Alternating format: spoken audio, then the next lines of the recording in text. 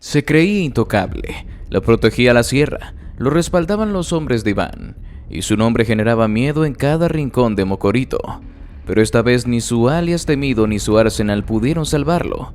Tras un operativo sorpresivo, silencioso y feroz, el famoso Perras cayó. Lo que ocurrió esa noche sacudió a Sinaloa. ¿Cómo fue que ocurrió todo? Quédate hasta el final del video y descúbrelo. Durante semanas los movimientos eran discretos, casi invisibles. Las fuerzas federales, sin hacer ruido, habían montado una operación de rastreo silenciosa en los alrededores de Mocorito, Sinaloa. Los datos eran fragmentarios, recogidos a través de escuchas, sobrevuelos y reportes anónimos, pero todos apuntaban hacia un mismo punto: una estructura fortificada oculta entre caminos rurales y rodeada por sembradíos, donde se decía que operaba uno de los hombres más peligrosos y leales al grupo de los Chapitos. Su nombre resonaba con fuerza entre los elementos de inteligencia: Samuel Arce, mejor conocido como El Estudiante o también como El Perras. Se le atribuían múltiples ejecuciones, el control de rutas de transporte y la supervisión directa de laboratorios clandestinos de fentanilo. No era solo un sicario, era un operador. Uno de esos que no aparecen en las listas oficiales, pero que internamente todos saben que tienen peso. Su poder no venía de los reflectores, sino del miedo que infundía y la eficacia con la que ejecutaba órdenes. El cerco comenzó a cerrarse durante los primeros días de la semana. El equipo de inteligencia había logrado triangular una serie de llamadas que colocaban a Arce en una propiedad ubicada en la comunidad de La Huerta, un punto de difícil acceso pero con rutas de escape rápidas hacia San Benito y Potrero de los Gastelum. El sitio no figuraba como casa en los registros catastrales, pero las imágenes de drones mostraban actividad constante. Camionetas entrando y saliendo, hombres armados patrullando, antenas de comunicación, vigilancia constante. Cuando se tuvo confirmación visual de que el objetivo estaba dentro, se activó la orden. Cerca de las 21:30 horas, 4 helicópteros artillados comenzaron a desplazarse desde una base cercana. En tierra, al menos 3 unidades de fuerzas especiales del ejército, junto a personal de la Guardia Nacional, se aproximaban por caminos alternos. Sabían que la respuesta sería violenta. No era una captura de rutina, era el corazón operativo de una facción del cártel de Sinaloa. A las 22:07 el primer helicóptero sobrevoló la zona. En tierra, los efectivos se posicionaban en formación de cerco.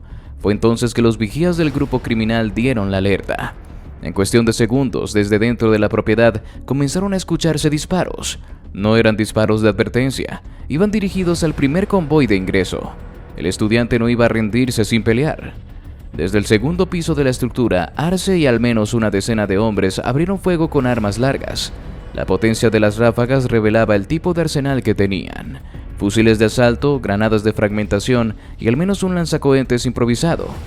El primer impacto lo recibió una unidad blindada de la Guardia Nacional. Aunque el vehículo resistió, 2 agentes resultaron heridos por la onda expansiva y los fragmentos. El operativo, que inicialmente buscaba neutralizar el objetivo sin derramamiento de sangre, cambió de inmediato a protocolo de combate.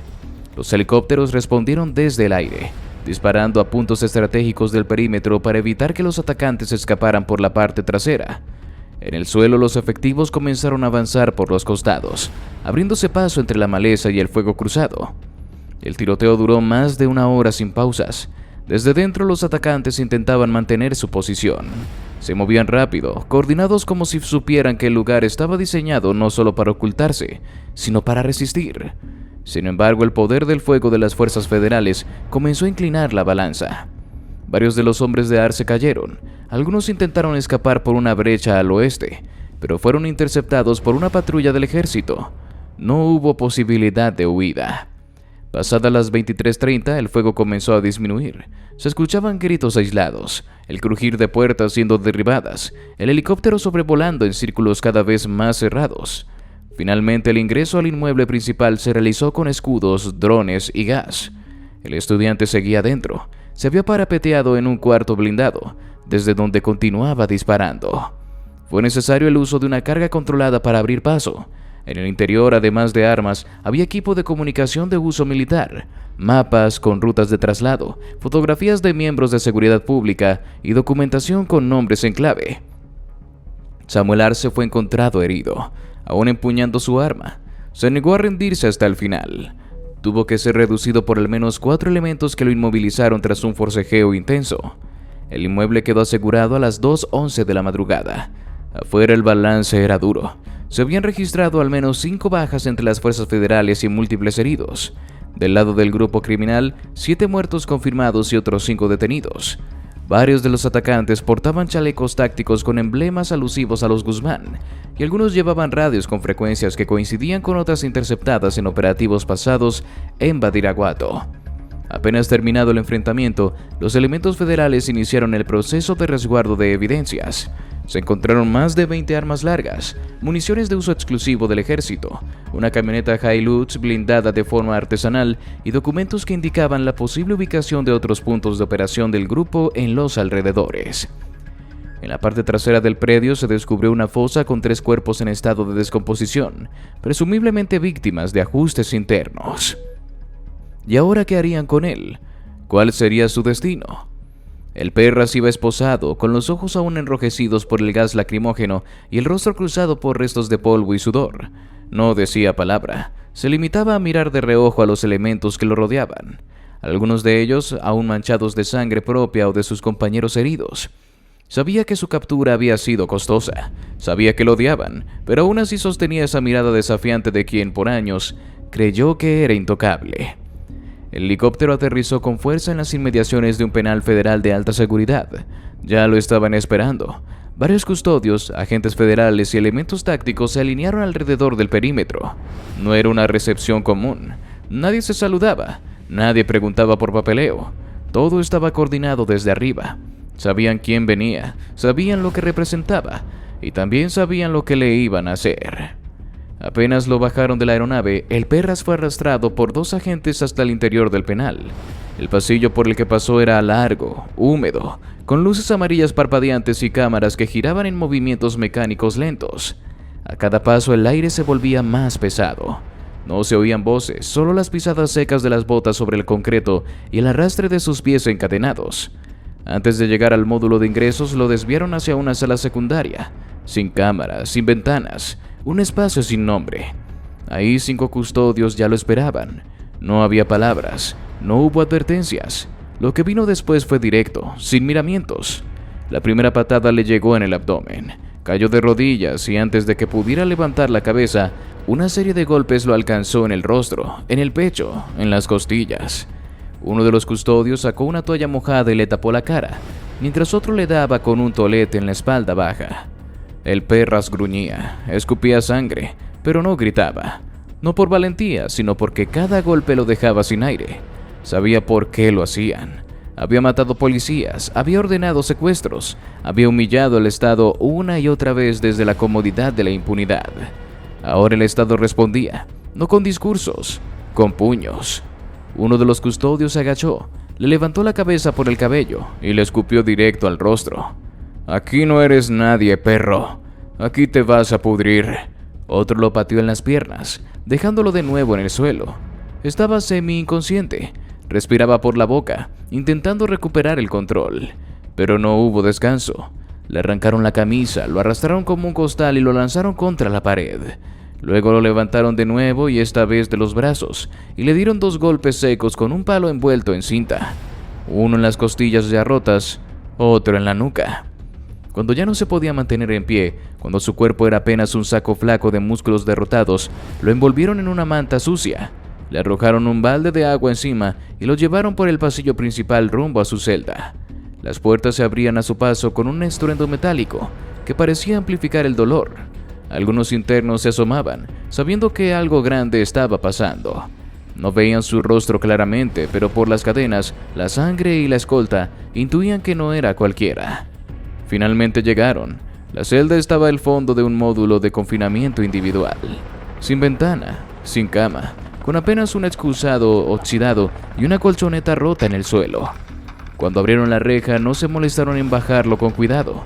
Lo arrojaron como se tira un bulto de ropa sucia.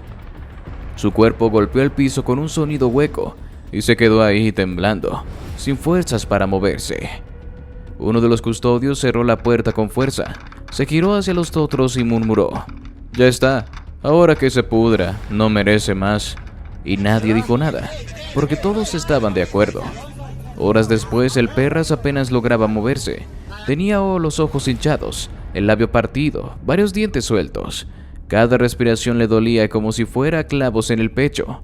Se acurrucó en la esquina de su celda, con la manta pegada a la piel mojada y las piernas encogidas como niño. En otro tiempo, sus órdenes eran seguidas por decenas de hombres. Hoy no tenía ni la fuerza para sentarse. Las siguientes 48 horas fueron peores. No recibió atención médica inmediata. Lo alimentaban tirándole una charola de plástico por debajo de la puerta, que muchas veces ni siquiera podía levantar. Cuando pedía ayuda, su voz salía quebrada, apenas audible. Nadie lo escuchaba, o peor aún, lo escuchaban y no les importaba. ¿Y ahora qué le dirían a la prensa? ¿Confesarían la verdad de lo que estaba ocurriendo en la cárcel? A las 11 en punto de la mañana, en una base militar de la región, un pequeño grupo de periodistas acreditados fue convocado para una rueda de prensa. No hubo banderas ni tarimas adornadas, solo una mesa sencilla, un fondo gris con el escudo de la Secretaría de la Defensa Nacional y al centro el coronel Mendoza, con el uniforme aún arrugado por la jornada anterior, las botas marcadas por el lodo y una expresión que no pedía aplausos, pero que tampoco dejaba espacio a cuestionamientos. Tomó el micrófono sin formalidades y fue directo. Anoche, elementos de nuestras fuerzas especiales, con apoyo de inteligencia militar y operativos de campo, lograron neutralizar un punto de operación de alta importancia del crimen organizado en Mocorito, Sinaloa. En ese sitio operaba Samuel Arce, conocido como el Perras, individuo con múltiples órdenes de aprehensión y con historial de violencia directa contra fuerzas del orden. Lo capturamos vivo, luego de que opusiera resistencia armada, y fue trasladado a un centro de penitenciario federal. Allí, como debe ser, está siendo tratado con el rigor que se merece. El murmullo entre los reporteros fue breve, porque las palabras eran claras, no había titubeo. El coronel no maquillaba los hechos, no hablaba de derechos humanos ni de medidas cautelares, hablaba de justicia directa, de consecuencias. Durante el enfrentamiento nuestras fuerzas sufrieron bajas, hombres que dieron su vida enfrentando a este sujeto y a su célula, hombres que no dudaron en avanzar pese a que sabían que estaban entrando al nido de uno de los brazos armados más activos de los Chapitos. No vamos a esconderlo, perdimos buenos elementos, pero también logramos lo que por meses parecía inalcanzable. Lo sacamos de donde se creía intocable y lo pusimos donde tiene que estar, detrás de los barrotes. Mendoza bebió un sorbo de agua, se acomodó el radio del hombro y continuó, esta vez con más fuerza. Mucho se ha dicho el trato que está recibiendo este sujeto en el penal. Algunos lo llaman inhumano, otros excesivo. Yo les digo esto, el trato que está recibiendo es exactamente el que corresponde a un hombre que ordenó ejecuciones, que dirigía secuestros, que humillaba al Estado mexicano. No es una víctima, es un criminal. Y mientras estemos nosotros a cargo, ese será el trato que reciban todos los que se atrevan a desafiar al país. La declaración dejó congelados a varios en la sala. Había pasado mucho tiempo desde que un mando federal hablaba con esa crudeza.